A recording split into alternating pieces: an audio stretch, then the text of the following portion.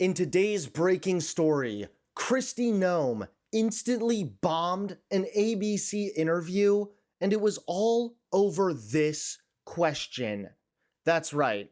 It's no surprise that Donald Trump's team, full of absolute buffoons and clowns, they're not exactly great on TV. I'm agreeing with you. What I'm saying is that what I've been saying with most countries was that it's really about us getting the tariffs in order. And I think that this tariff for Brazil is a lot higher because of the president's frustration with Bolsonaro. And the fact that Bolsonaro himself, anyway. But can you explain to me, because I find it confusing here, on what authority does the president have to impose tariffs on a country because he doesn't like what that country's judicial system is handling a specific case? Well, I mean, how if is he that? thinks it's a national defense emergency, or if he thinks it's a national security threat, that he has the authority under AIPA. So how is it a national security threat that, how Brazil is handling a criminal case against its former president? Well, that's not the only thing. That's not the only thing. I mean, so what is it? I mean, I've asked what it is. I mean, it seems that that's what President Trump's talking about. He's talking about his anger and his frustration. He's been quite candid about it with the Bolsonaro case. Right. Well, the bottom line is that what we're doing absolutely collectively across every country is we're onshoring production in the U.S. to reduce the national emergency that is that we have a massive trade deficit that's putting it at risk should we need production in the U.S. because of a national security crisis. And this is part of an overall strategy to do that. But again, as we've just established, we have a trade surplus with Brazil, not a deficit. And we've had a surplus with Brazil for 18 years. I don't know what it is, but there's just something about this guy I cannot stand.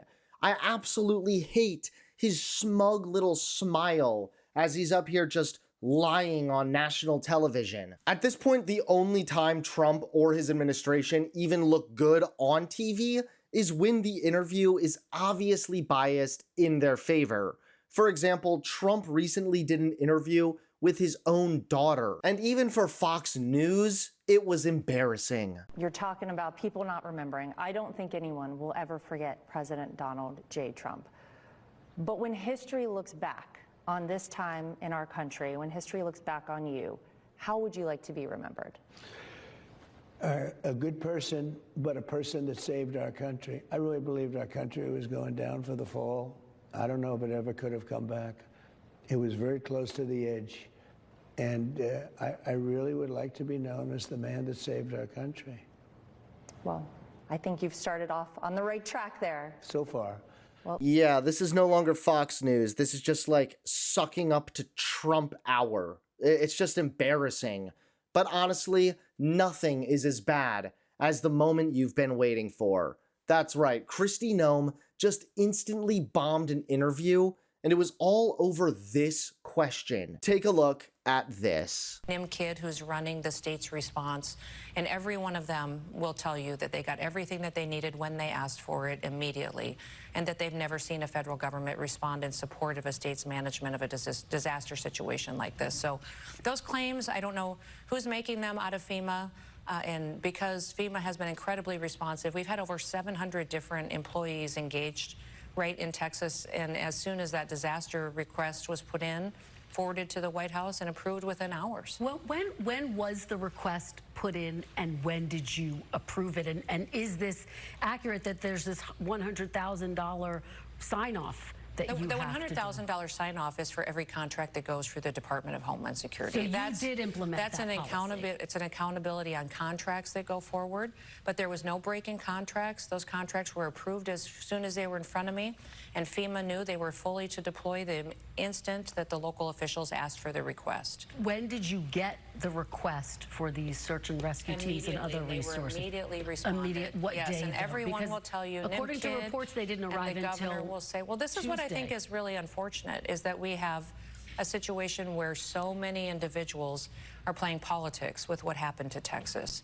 And the governor and the emergency responders on the ground, the mayor of that city, the judge in that county who has some authority over emergency response, every one of them said, as soon as we asked for help, they were here. The federal government was here. And we didn't just deploy FEMA. We deployed our Coast Guard and BORTAC teams.